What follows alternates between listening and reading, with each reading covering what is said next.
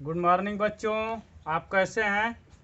इस महामारी के कारण बहुत समस्याएं हुई, तो ऑफलाइन क्लास तो नहीं चल पाया, तो मैं सोचा कि ऑनलाइन क्लासेस चलाने का निर्णय लिया। और आपको एक मैं बता दूं अपना परिचय। मैं धर्मेंद्र कुमार, हिंदी के टीचर हैं। तो आपको व्याकरण में सबसे पहला लेसन लेके आए हैं वर्ण। वर्ण वर्णमाला। पहले जानेंगे कि वर्ण क्या चीज है। वर्ण क्या है? भाषा की सबसे छोटी इकाई वर्ण होती है। या मुख से कुछ भी बोलना है, कोई भी ध्वनि निकालते हैं, वही आपका वर्ण है। जो ध्वनि निकलती है उसी को वर्ण कहते हैं, उसी को ध्वनि कहते हैं। जैसे में मान लीजिए क लिख रहे हैं, आधा क और अ लिख देंगे बराबर क होगा। ये आपकी कुछ भी ध्वनि निकल रही है उसको लिखित रूप दे देते हैं, इसको क को क्या हो जाएगा? आपका अक्षर हो जाएगा। तो भाषा की सबसे छोटी इकाई वर्ण भी कह सकते हैं, अक्षर भी कह सकते हैं और ध्वनि भी कह सकते हैं, तीनों कह सकते हैं। अब बात बची वर्णमाला। वर्णमाला किसको कहेंगे? वर्णमाला जो वर्ण होते हैं, वर्णों के व्यवस्थित समूह को वर्णमाला कहते हैं। एक व्यवस्थित रूप में लिखते हैं, एक व्यवस्थित, जैसे क से अज्ञा तक के व्यवस्थित रूप में, उसको क्या कहेंगे? वर्णमाला। एक माला को पिरो दिया जाता है गले में, वैसे ही वर्णों को एक सीरियल में लिखा जाता है, एक सीरियल क्रमबद्ध बना दिया गया है, उसको वर्णमाला कहेंगे। अब जानेंगे कि वर्ण के कितने भेद हैं। तो वर्ण के दो भेद हैं। पहला आपका है स्वर और दूसरा आपका है व्यंजन। पहले जानेंगे कि स्वर क्या होता है। स्वर जो बिना किसी सहायता की बोली जाए, और व्यंजन है तो जो स्वर की सहायता से बोली जाती है, उसको क्या कहेंगे? व्यंजन कहेंगे। दोनों क्लियर हुआ? स्वर के कितने भेद होते हैं? तो स्वर के 3 भेद होते हैं। कौन कौन? कौन बताएगा? स्वर के 3 भेद, ह्रस्व, दीर्घ, प्लुप्त, 3 भेद होते हैं। अब जानेंगे कि ह्रस्व क्या चीज होता है। ह्रस्व में आपका ओ छोटी, छोटा ऊ और री, ये ह्रस्व है। ह्रस्व किसको कहेंगे? जिसको बोलने में कम समय लगे, कम समय में बोले, उसको कहेंगे ह्रस्व। दीर्घ की बात आई। दीर्घ होता है जिसको बोलने में अधिक समय लगे, उसको दीर्घ कहते हैं। दीर्घ में आपका आ जाएगा आ, बड़ी, बड़ाऊ, ए, ओ, और एक होता है आपका आ पे, इसको जिसको कहते हैं अर्धचंद्र बिंदु। इतनी अक्षर ये होती है दीर्घ। दीर्घ का अर्थ होता है बड़ा, जिसको बोलते समय अधिक समय लगे। ह्रस्व में जिसको बोलते समय कम लगे। ह्रस्व कह भी सकते हैं, इसको लघु भी कह सकते हैं, दीर्घ भी कह सकते हैं, गुरु भी कह सकते हैं। बात बची प्लुत, जिसको बोलते समय दूना तीना समय लगे, दुगुना समय लगे, अधिक समय लगे, उसको कहेंगे प्लुप्त स्वर। जैसे में प्लुप्त में लिख देंगे ओम, तो इसको पढ़ते हैं ओम, देर तक बोलते हैं, अधिक समय लगता है। राम लिखेंगे, आ की मात्रा अधिक तक रहता है, इसको कहेंगे प्लुप्त स्वर। ये आपका क्लियर हुआ? अब आपको बताएंगे व्यंजन। व्यंजन में कितने भेद होते हैं? स्पर्शी व्यंजन, अंतस्थ व्यंजन, उष्म व्यंजन, संयुक्त व्यंजन। कितने होंगे? 4 होंगे। 4। कोई घबराने की बात नहीं, एकदम आसानी से बताएंगे। स्पर्शी क्यों कहते हैं, पहले तो जानेंगे क्या है। पहले जिस गांव में रहते हैं उस गांव का नाम जानना बहुत जरूरी है। ये नहीं कि स्पर्शी व्यंजनों को जान जाए और स्पर्शी क्या होता है उसको न जाने। तो स्पर्शी क्या होता है कि जिस व्यंजन को बोलते समय हमारे तालु हुआ, कंठ हुआ, मूर्धा हुआ, दंत हुआ, जितने हैं सबको स्पर्श करता है।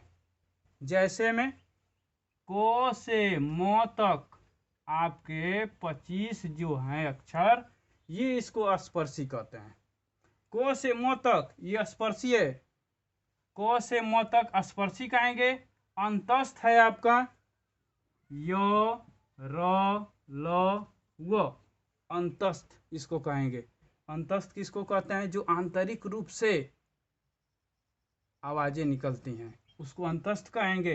य र ल व, ये बार बार पूछता है य र ल व किस वर्ग में आते हैं? अंतस्थ में आते हैं। क से म तक किस वर्ग में आते हैं? स्पर्शी में आते हैं। उष्म की बात आई, उष्म किसको कहेंगे? उष्म किसको कहेंगे? जिसको बोलते समय आसान है, उष्मा अधिक निकले, गर्मी मुंह से अधिक निकलती है, मुंह से गर्म हवा अधिक निकलती है, उसको उष्म कहेंगे, उष्मा कहेंगे। उष्म में आपका य र ल व ये अंतस्थ हो गया। इसमें आपका बड़ा स, मूर्धन्य स, छोटा स ह, ये आपका उष्म हो गया। बची बात संयुक्त की, तो संयुक्त व्यंजन में क्या है? संयुक्त का मतलब होता है, जोड़ दीजिए, जोड़ना। जैसे छ, त्र, आज्ञा, स्र, इसको तो कहेंगे संयुक्त। लेकिन एक बात है, क्यों संयुक्त कहेंगे भाई? संयुक्त इसलिए कहेंगे कि छ जो है इसको आधा को और मूर्धन्य स ये मिल के बना है, दो लोगों को जोड़ के जब बनाएंगे तो संयुक्त होता है। त्र है आधा तो और प्लस र कर देंगे तो ये त्र बना है, त्र संयुक्त हो गया। आज्ञा है आधा जो और प्लस या बना देंगे तो ये मिल के आपका बना है आज्ञा। स्र आपका है तो बड़ा सो और र बनाएंगे तो ये बनता है स्र। इसको कहेंगे आप संयुक्त व्यंजन, संयुक्त। अब आपको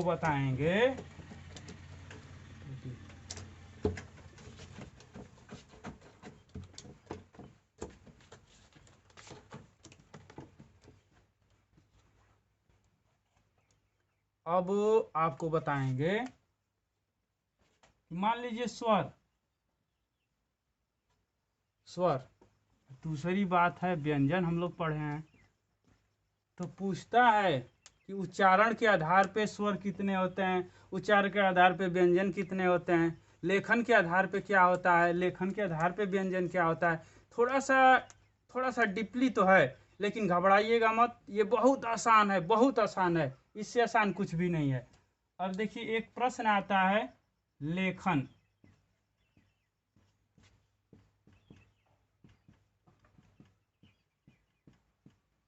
लेखन के आधार पे वर्ण, तो लेखन के आधार पे वर्णों की संख्या होती है 52।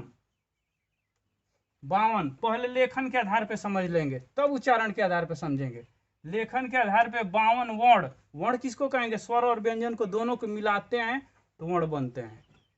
अब बात बची कि इसमें कितने स्वर होंगे, कितने व्यंजन होंगे। तो देखिए 52 में आपके स्वरों की संख्या 13 होती है, जो अ से अह तक आप गिनेंगे तो इसके संख्या होती है 13। बची व्यंजन की बात, व्यंजन 13, 52 में से 13 निकाल देंगे तो आपका बचेगा 39। 39 व्यंजन होते हैं। अब बात कोई कहेगा कि अरे को से अज्ञा तक तो 36 होता है, 39 आया कहाँ से?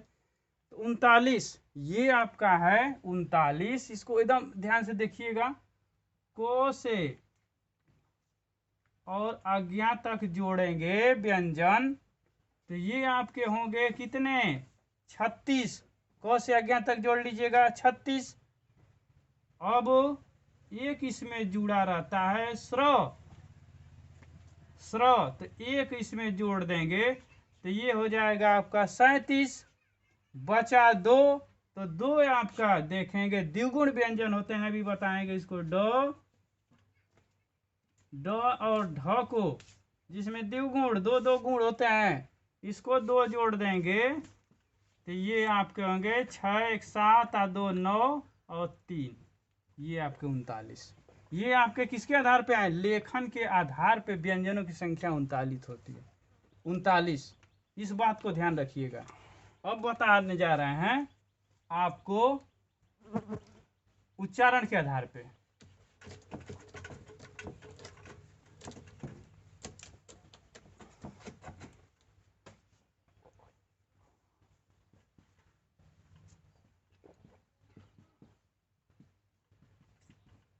उच्चारण के आधार पे वर्णों की संख्या 45 होती है। ये उच्चारण के आधार पे। तो उच्चारण के आधार पे आपका स्वरों की संख्या होती है 10 और व्यंजन की संख्या होती है, व्यंजनों की संख्या 35 और 10 45 हुआ। अब बात बची कि 10, उसमें तो 13 आप बता रहे थे सर जी, इसमें आप 10 बता रहे हैं, क्यों निकाल रहे हैं?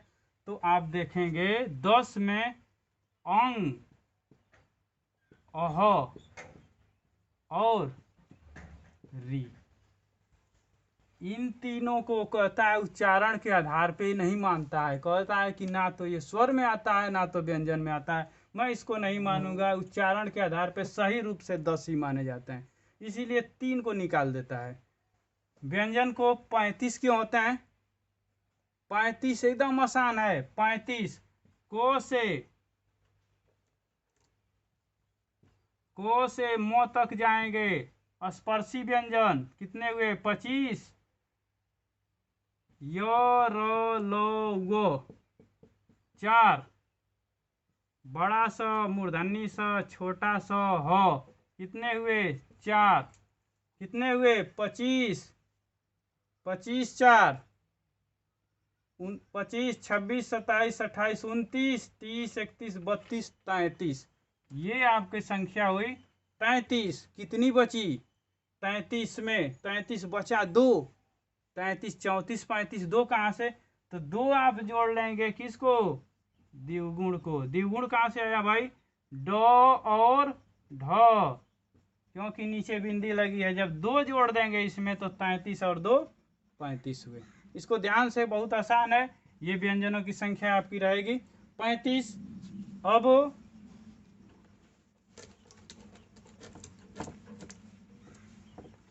आपको बताएंगे, एक क्वेश्चन पूछता है प्रश्न बार बार इसमें कि स्वर, जो स्वर हैं, स्वर, तो स्वर पूछता है कि स्वरों की संख्या कितनी है? स्वरों की संख्या 11 है। इसमें ध्यान दीजिएगा, पूछ देगा कि मूल रूप से कितने हैं। मूल रूप से स्वर कितने हैं? 11 हैं। वही पूछ देगा कि आपका उच्चारण के आधार पे, उच्चारण के आधार पर स्वर, उच्चारण के आधार पे कितने हैं? 10। यही पूछ देगा कि लेखन के आधार पे कितने हैं। लेखन के आधार पे स्वर कितने हैं? तो लेखन के आधार पे कितने हैं? 13 हैं। यही पूछ देगा कि मुख्य रूप से स्वर कितने हैं। मुख्य रूप से स्वरों की संख्या, स्वरों की संख्या कितनी है मुख्य रूप से? तो मुख्य रूप से आपके 11 हैं। इसी बात को पूछ देगा कि आपका कुल स्वरों की संख्या कितनी है, बताइए भाई। कुल स्वरों की संख्या, कुल स्वरों की संख्या तो आपकी 13 है।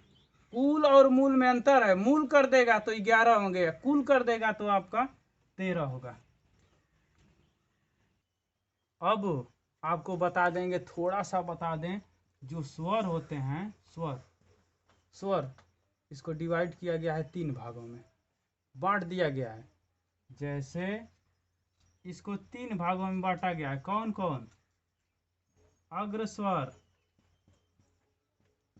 मध्य स्वर और तीसरा आपका है पश्च स्वर। कोई घबराने की बात नहीं है। अग्र स्वर क्या होता है? बस जीभ है, जीभ के अगले भाग, आगे से जो स्वर बोला जाता है उसको अग्र कहते हैं। जीभ में 3 भाग होता है। ये जीभ है, ये आगे का है, तो यहाँ से आगे ये अग्र होता है, ये बीच में मध्य होता है, और पीछे जो होता है जीभ, इसको पश्च कहते हैं। अब बात आई जीभ, तो जिस स्वर को बोलते समय जहाँ पे दबाव अधिक पड़े वही स्वर होगा आपका। जैसे अग्र स्वर में आपका अ, ई, उ और री, ये आपके अग्र स्वर हैं। सॉरी, थोड़ा सा गलत हो गया। अ, छोटी बड़ी ए आय, छोटी बड़ी और ए और ओ आय, ये इसको अग्र कहेंगे। और मध्य में आपका आएगा बस ओ, और जो बचता है पश्च में है, जैसे आ, छोटा ओ, बड़ा ओ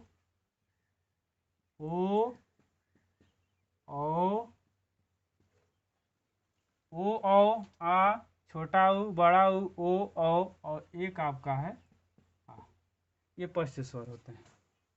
अग्र स्वर में या सबसे आसान है कि अग्र में ये ये याद कर लीजिए। ये का मतलब कौन, ई ए आय। मध्य में बेचारा अकेले पड़ा है और पश्चिम में जो इससे बचा है और इससे जो बचा हुआ होगा। ये तो आपके डिवाइड हो गए। थोड़ा सा इसमें से स्वर पूछता है, जैसे ये क्या है और ये क्या है। इसको कहते हैं अनुस्वार और इसको कहते हैं विसर्ग। अगर पूछेगा किसके भेद हैं तो लिख देंगे कि अयोग वा के कितने भेद होते हैं, 2 भेद होते हैं। कौन कौन, अनुस्वार और विसर्ग। अनुस्वार किसको कहेंगे, ये जो बिंदी रहती है इसको क्या कहते हैं, विसर्ग कहते हैं। अनुस्वार और विसर्ग अयोग वाक्य हो गए। अब आपका स्वर